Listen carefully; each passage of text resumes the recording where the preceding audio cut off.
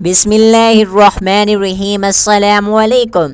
ایک دفعہ ایک عورت سلطان صلاح الدین ایوبی رحمۃ اللہ علیہ کے دربار میں داخل ہوئی۔ سلطان نے بغور اس کا جائزہ لے کر اس عورت کو بولا تو اس عورت نے سلطان کی جانب دیکھا اور کہنے لگی کہ سلطان معظم، جب ایک بیوہ عورت کی بیٹی کی عزت کو لوٹ لیا جائے تو وہ اداس ہی ہوگی، کہکا تو نہیں لگائے گی نا۔ اس کے لہجے میں کوئی طنز نہیں تھا لیکن شکوہ ضرور تھا۔ سلطان نے اس عورت کی جانب دیکھا اور کہنے لگے کہ ہم تمہارا دکھ سمجھ سکتے ہیں، ایک لڑکی کے ساتھ یہ سب ہو جانا اس کی ماں کو مکمل طور پر توڑ دیتا ہے، لیکن اگر وہ عورت ہمت کر ہی چکی ہے یہاں تک آنے کی تو وہ بنا دوسری بات کیے اپنا مسئلہ بتا سکتی ہے۔ آپ کو پریشان ہونے کی ضرورت نہیں ہے، میرے یہاں مکمل انصاف کے ساتھ کام لیا جاتا ہے۔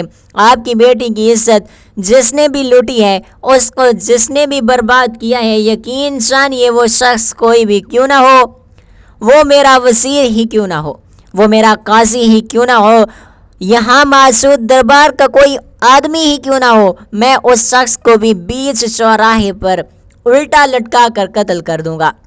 آپ صرف ہمیں ساری تفصیل بتائیں کہ آپ کی بیٹی کا گنہگار آخر ہے کون۔ اس عورت نے یہ سنا تو اس کی جانب دیکھتے ہوئے بے آواز رونے لگی۔ سلطان کافی دیر تک اس عورت کو دیکھتے رہے، لیکن جب ان کا صبر کا پیمانہ لبریز ہو گیا تو وہ کفت سے کہنے لگی، اگر تمہیں اپنا مسئلہ بتانا ہے تو بتا دوں، نہیں تو اگر تمہارا رونے کا دل چاہ رہا ہے تو تم فی الحال کے لیے دربار سے باہر جاؤ اور رو کر اپنا دل ہلکا کرو اور اس کے بعد آ کر مجھے اپنا مسئلہ بتاؤ، میں وقت ضائع نہیں کر سکتا۔ باہر بہت سے لوگ مجھ سے ملنے کے لیے کھڑے ہیں، مجھے ایک ایک کر کے تمام لوگوں کے مسائل حل کرنے ہیں، میرے پاس اتنا فالتو وقت نہیں ہے کہ میں بیٹھ کر تمہارے آنسوؤں کو دیکھوں۔ ان کا لہجہ ہر احساس سے عاری تھا، وہ دو ٹوک لہجے میں بولے۔ ان کا مقصد بالکل بھی اس عورت کی توہین کرنا نہیں تھا، بلکہ وہ چاہتے تھے کہ وہ فوراً ہی اپنا مسئلہ بتا دے تاکہ سلطان فوراً ہی اس پر کارروائی کریں، کیونکہ اگر وہ نرم لہجے سے کام لیتے تو وہ عورت مزید بکھرتی اور سلطان ایسا ہرگز نہیں چاہتے تھے۔ وہ ہمیشہ ہی اپنی رعایا کے مرد اور عورتوں کو بہادر اور مضبوط کرنا چاہتے تھے، اسی لیے انہوں نے کوئی رعایت نہیں رکھی تھی اور سخت لہجے میں اس عورت سے مخاطب ہوئے، اور وہ عورت سلطان کا ایسا رویہ دیکھ کے ایک دم ہی پریشان ہو گئی تھی اور جلدی سے اپنے آنسو صاف کر کے سلطان کی جانب دیکھتے ہوئے کہنے لگی کہ نہیں سلطان معظم، میں باہر نہیں جانا چاہتی، میں ابھی ہی آپ کو اپنا مسئلہ بتانا چاہتی ہوں۔ سلطان نے سر کر سر ہاں میں ہلایا، جب تک کہ تمام درباری بھی اس عورت کی جانب دیکھنے لگے۔ وہ عورت کہنے لگی کہ سلطان معظم، میری بیٹی محض 15 سال کی ہے اور وہ اپنی سہیلیوں کے ساتھ ہمارے گھر کے دروازے کے سامنے کھیل رہی۔ میں اور ہمارے محلے کی بہت سی عورتیں وہیں پر بیٹھی ہوئی تھی کہ اچانک ہی ہماری گلی کا ایک آوارہ کتا، جس کو سب لوگ دھتکارتے ہیں لیکن اس کے باوجود بھی وہ ہم لوگوں کے گھر کے آگے ہی منڈلاتا رہتا تھا۔ تھوڑی دیر پہلے اس نے ایک گوشت والے کی دکان پر رکھے ہوئے صاف گوشت میں منہ مار دیا تھا۔ صاف گوشت پر منہ مارنے کی وجہ سے کسائی کو بہت زیادہ غصہ آیا اور اس نے اسی وقت اس کتے کی اچھی خاصی دھلائی لگا دی اور وہ اس کو دھتکارنے لگا تو اچانک ہی قریب میری بیٹی تھی۔ وہ کتا بہت زیادہ ڈرا ہوا تھا، اس نے گھبراہٹ میں آ کر قریب کھڑی میری بیٹی کو بہت برے طریقے سے کاٹ لیا۔ وہ پاگل کتا میری بیٹی کی ران کی بوٹی تک نوچ چکا تھا۔ پہلے تو ان لوگوں کو سمجھ ہی نہیں آیا کہ یہ کیا ہو رہا ہے، کیونکہ ہم سب خواتین اپنی باتوں میں مگن تھی، لیکن جب میری بیٹی کی چیخ برآمد ہوئی تو ہم سب اسی جانب متوجہ ہوئے، لیکن تب تک دیر ہو چکی تھی اور میری بیٹی کی حالت دوہری ہو چکی تھی۔ وہ درد سے بلبلا گئی تھی۔ پہل تو میں اس کا علاج گھر میں ہی کرنا چاہتی تھی، لیکن جب حالت بگڑنے لگی تو میرے ہاتھ پاؤں بہت بری طریقے سے پھولنا شروع ہو گئے۔ مجھے کچھ سمجھ نہیں آ رہا تھا کہ میں اب کیا کروں۔ قریب کھڑی عورت نے مجھے مشورہ دیا کہ لڑکی کو حکیم صاحب کے پاس لے جاؤ، اس کا بہتر طریقے سے علاج کر دے گا۔ مجھے اس عورت کی بات درست لگی، اس لیے میں اور میری بیٹی اس کو لے کر حکیم صاحب کے پاس چلے اور وہاں چلے گئے، لیکن یہی ہماری زندگی کی سب سے بڑی غلطی ثابت ہوئی تھی۔ میں آج بھی پچھتاتی ہوں، کاش میں اپنی بیٹی کو حکیم کے بجائے کسی قریبی سمجھ بوجھ والی عورت کے پاس لے کر جاتی تو وہ بھی میری بیٹی کا علاج کر دیتی اور میری بیٹی صحت یاب ہو جاتی، لیکن اس جلد بازی کے چکر میں مجھے کچھ سمجھ ہی نہیں آیا اور میں اپنی بیٹی کو اٹھا کر اپنے بیٹے کے ہمراہ حکیم صاحب کے پاس چلی گئی۔ سلطان معظم، اللہ نے جسمانی حسن سے میری بیٹی کو مالا مال رکھا۔ وہ 15 سال کی عمر میں 20 سال کی لگتی ہے۔ میری بیٹی دیکھنے میں بہت زیادہ خوبصورت ہے۔ بعض اوقات ایک لڑکی کا خوبصورت ہونا بھی اس کی سب سے بڑی بدقسمتی ہوتی ہے۔ ہم لوگ اس حکیم کے پاس پہنچے تو اس نے فوراً ہی میری بیٹی کو ہاتھ لیا اور اس کا علاج کرنے لگا۔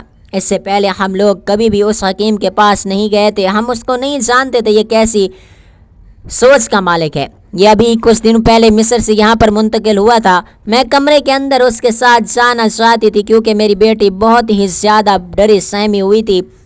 میں اس وقت اپنی بیٹی کو اکیلا کسی بھی حال میں نہیں چھوڑ سکتی تھی، لیکن حکیم صاحب نے مجھے باہر ہی بیٹھنے کے لیے بولا اور خود میری بیٹی کو لے کر اندر کمرے میں چلے گئے۔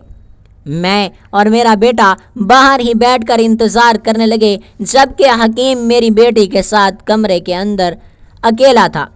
میرا دل و دماغ میں یہ بات نہیں تھی کہ اس حکیم کی نیت میری بیٹی کی خوبصورتی پر خراب ہو جائے گی۔ میں تو اس کو ایک طبیب کی حیثیت سے دیکھ رہی تھی، لیکن سلطان معظم میں نہیں جانتی تھی کہ وہ بدبخت شخص میری معصوم بچی کے ساتھ ایسا کر جائے گا۔ میرے خواب و خیال میں بھی نہیں تھا کہ وہ حکیم جو میری بیٹی کے باپ کی عمر کا ہے، وہ اپنی بیٹی کی عمر کی والی لڑکی کے ساتھ ایسی حرکت کرے گا۔ مجھے اور میرے بیٹے کو باہر بیٹھے ہوئے کافی وقت گزر چکا تھا، لیکن نہ میری بیٹی باہر آئی تھی اور نہ ہی وہ حکیم باہر آنے کا نام لے رہا تھا۔ میں عجیب سی کشمکش میں مبتلا تھی، نہ میں اندر جا سکتی تھی اور نہ ہی میں اندر کے حالات کو دیکھ سکتی تھی۔ میرا دل عجیب سی کیفیت کا شکار ہو رہا تھا۔ سلطان معظم، مجھے سمجھ نہیں آ رہا تھا کہ مجھے ایسی بے چینی کیوں ہو رہی ہے، لیکن مجھے سمجھ آتا ہے کہ میں اس طریقے سے بے چین اس لیے ہو رہی تھی کیونکہ وہ بدبخت شخص میری معصوم بیٹی کے ساتھ غلط کاری کر رہا تھا۔ میں نے تو اس شخص پر بھروسہ کیا ہوا تھا، لیکن اس شخص نے میری عزت کو رون دیا تھا۔ کافی دیر گزر جانے کے بعد اس کمرے کا دروازہ کھلا تھا اور میری بیٹی لڑکھڑاتے ہوئے قدموں کے ساتھ آ کر میرے سینے سے لگ گئی تھی۔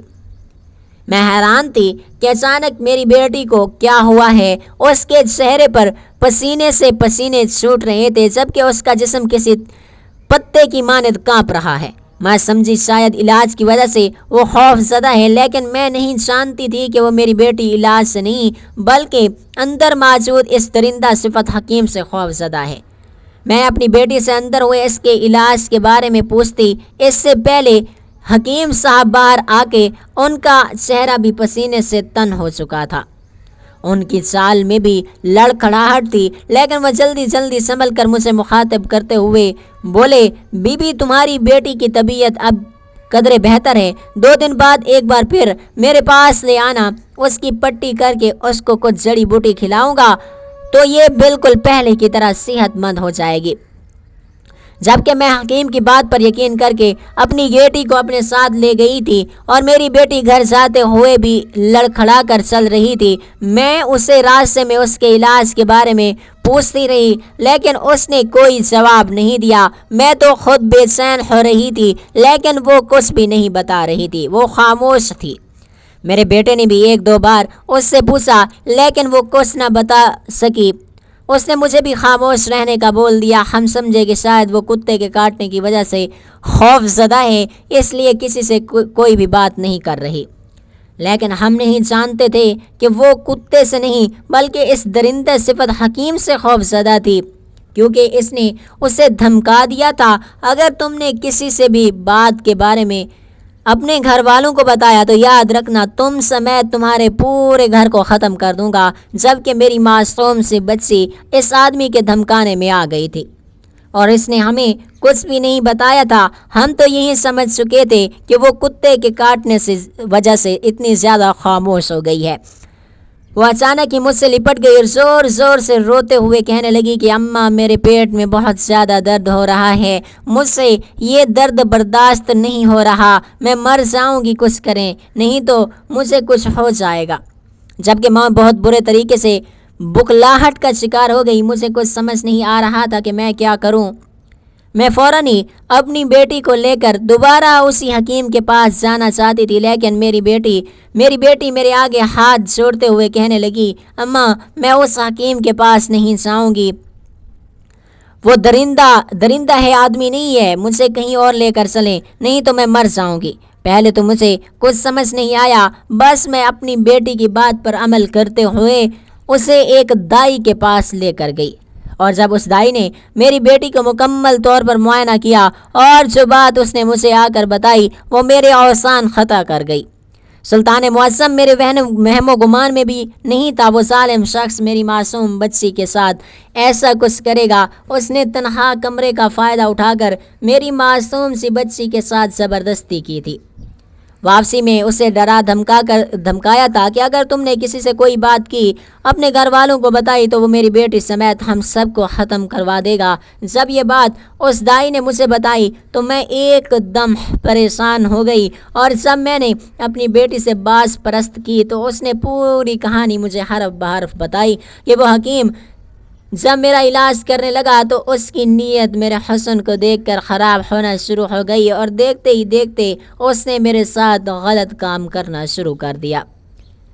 میری بیٹی کا کہنا ہے کہ اس نے مسلسل اس کو روکا، لیکن اس نے میرے منہ کو باندھ دیا اور میرے ہاتھ پاؤں کو بھی باندھ کر میرے ساتھ بدفعلی کرنے لگا۔ اس کے بعد اس نے مجھے سختی سے منع کیا کہ اپنے گھر والوں کو کچھ بھی نہیں بتانا۔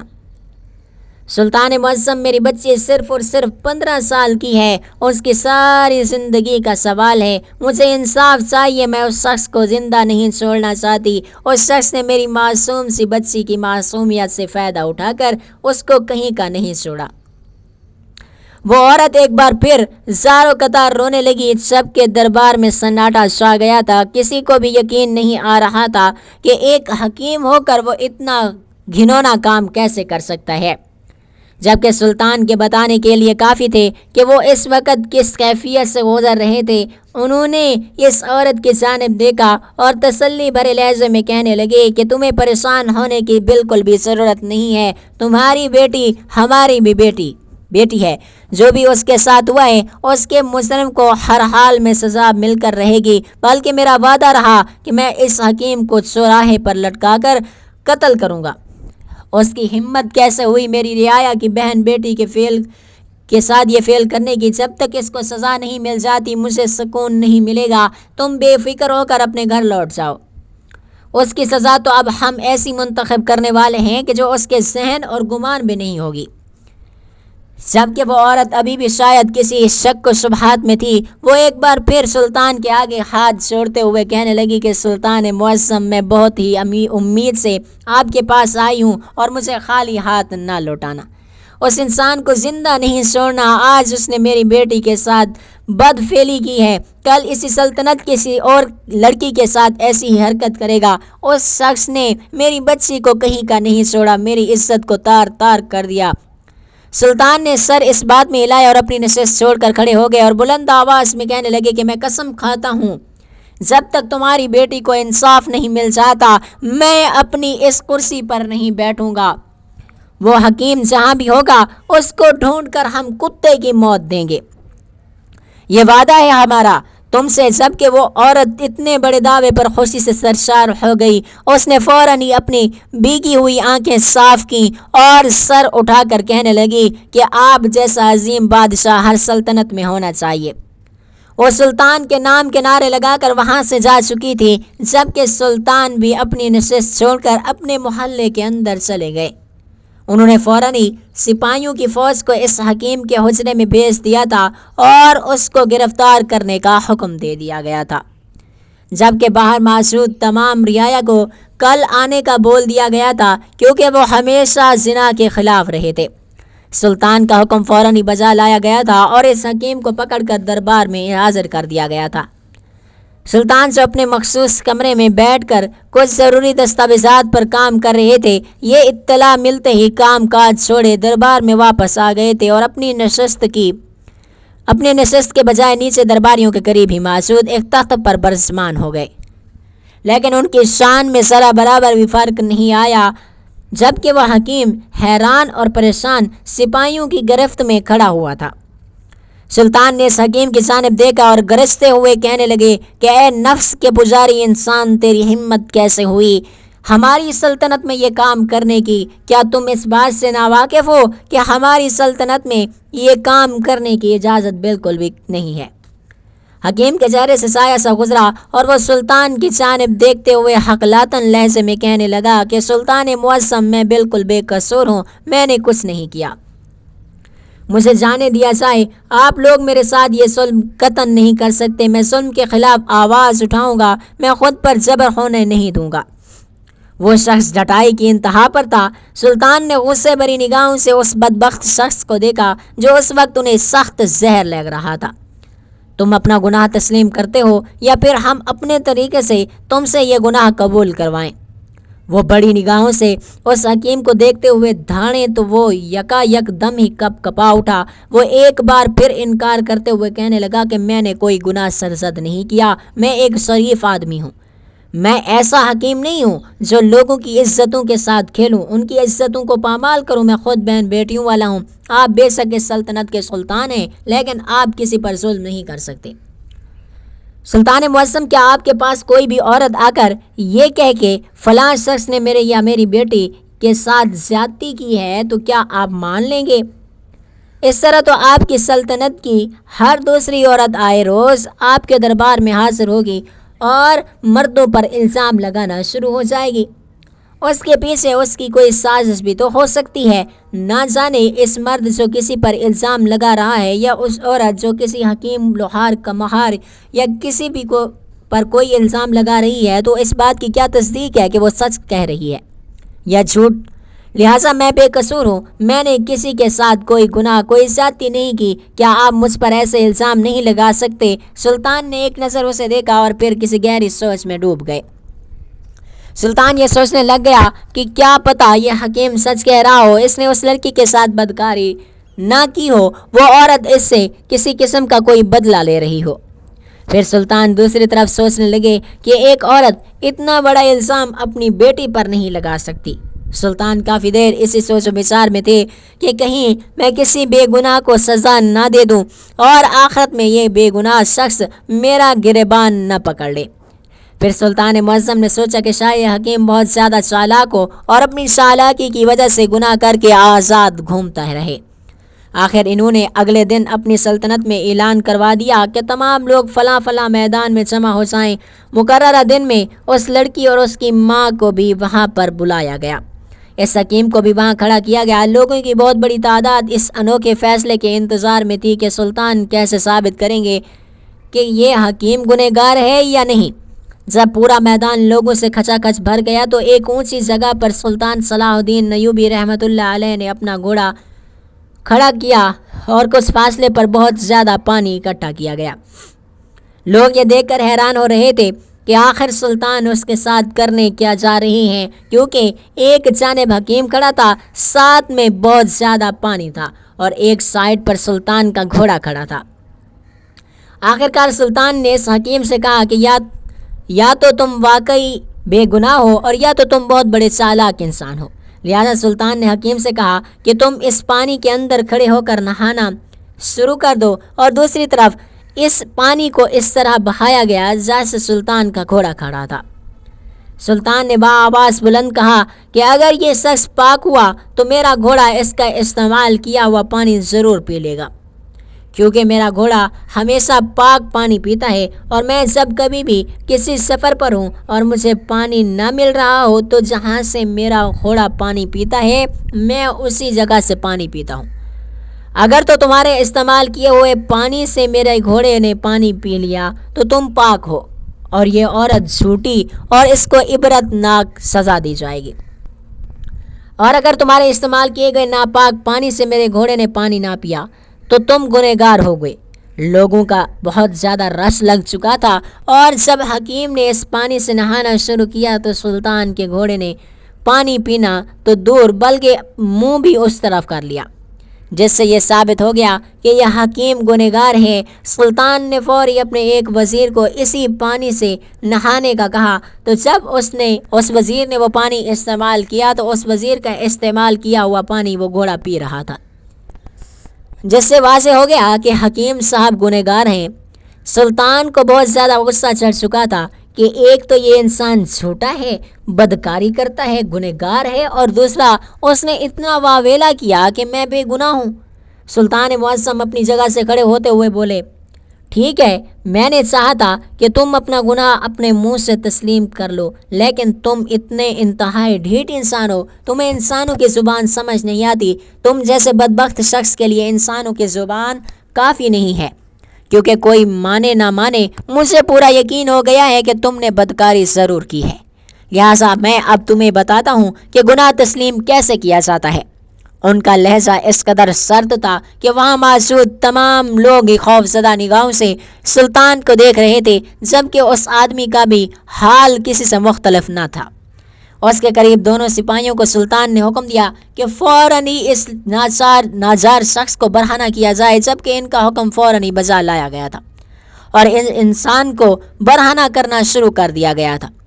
وہ چھڑانے کی ہر ممکن کوشش کر رہا تھا، وہاں سے بھاگ جانا چاہتا تھا، لیکن ان کے سپاہیوں کی گرفت اتنی سخت تھی کہ وہ پھڑا بھی نہیں پا رہا تھا، اور دیکھتے ہی دیکھتے سلطان کے سپاہیوں نے اس شخص کو برہنہ کر دیا تھا۔ وہ خود چھپانے کی ہر ممکن کوشش کر رہا تھا، لیکن یہ اس کے لیے مشکل ترین عمل تھا۔ فوراً سلطان نے باہر موجود ایک پہرے دار کو حکم دیا کہ ایک کتے کو لے کر آیا جائے، جبکہ باہر موجود پہرے دار ادب سے سر جھکا کر سلطان کا حکم فوراً ہی بجا لائے تھے، اور ایک کالے رنگ کا کتا دربار میں حاضر ہو گیا تھا۔ سب لوگ سلطان کو عجیب و غریب نگاہوں سے دیکھ رہے تھے، کسی کو بھی سمجھ نہیں آ رہا تھا کہ وہ کیا کرنا چاہتے ہیں، ان کے دماغ میں کیا چل رہا ہے، وہ کس قسم کی سزا اس آدمی کے لیے منتخب کر رہے ہیں، کیونکہ ایسا انہوں نے کبھی پہلے نہیں کیا تھا، اور آج پہلی بار ان کا ایسا رد عمل دیکھ کر سب لوگ ہی حیران اور پریشان یہ منظر دیکھ رہے تھے۔ کتے کے آتے ہی سلطان خاموش کھڑے اپنے وزیر کی جانب دیکھا تو وہ ان کا اشارہ سمجھتے ہی ایک کونے میں گیا اور وہاں سے ایک تھال لے کر آیا، اور اس کے بعد جو وہاں پر ہوا اس کو دیکھ کر سب لوگوں نے اپنی آنکھیں میچ لیں، کیونکہ سلطان نے اس شخص کو زمین پر لٹا دیا تھا اور اس کے اوپر گوشت کے لوتھڑے رکھ دیے تھے، جبکہ 2 دن سے بھوکا ہوا کتا اتنے زور سے اس آدمی پر جھپٹا تھا کہ وہ گوشت کے لوتھڑے کے ساتھ ساتھ اس آدمی کے جسم کا گوشت تک نوچ گیا تھا۔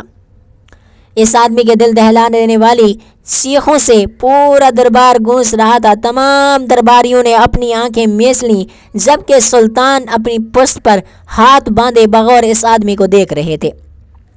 ان کے سپاہی بھی پاس کھڑے ہوئے ایک دم ہی بخلا کر 2 قدم پیچھے ہوئے تھے، جبکہ وزیر بھی ان کے پاس ہی کھڑا ہوا تھا، یہ منظر دیکھ رہا تھا۔ وہ آدمی چلاتے ہوئے کہنے لگا، سلطان معظم، میں اس کی لڑکی کے قدموں میں گر کر اس سے معافی مانگ لوں گا، میں نے کیا ہے، یہ گناہ میں نے کیا ہے، اس لڑکی کے ساتھ زنا کیا ہے، میں اس کے حسن کا دیوانہ ہو گیا تھا اور خود پر قابو نہ پا کر میں اس کے ساتھ زنا کر گیا تھا، معافی مانگتا ہوں، میں اب دوبارہ ایسا کوئی عمل نہیں کروں گا، مجھے اس کتے سے بچایا جائے۔ لیکن سلطان نے اس کتے کو نہ روکا تھا اور نہ وہ رکتا تھا، جبکہ برہنہ لیٹا ہوا وہ شخص کتے کے کاٹنے سے اس قدر زخمی ہو گیا تھا کہ سلطان کے اشارے سے جب اس کتے کو ہٹایا گیا تو یہ انسان اس وقت ہی ٹھنڈا ہو گیا تھا اور اس کی روح پرواز ہو گئی تھی۔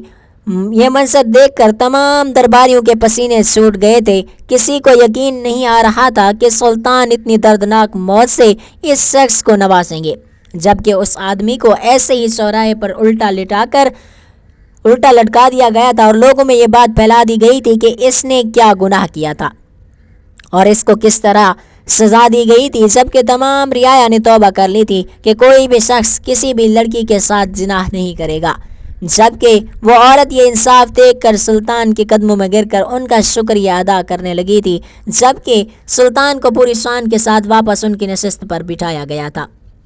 بے شک جب آپ حق کے متلاشی ہوتے ہیں تو اللہ تبارک و تعالیٰ آپ کے فیصلوں میں مدد کرتا ہے اور راہ حق جاننے اور پہچاننے کی طاقت عطا فرماتا ہے۔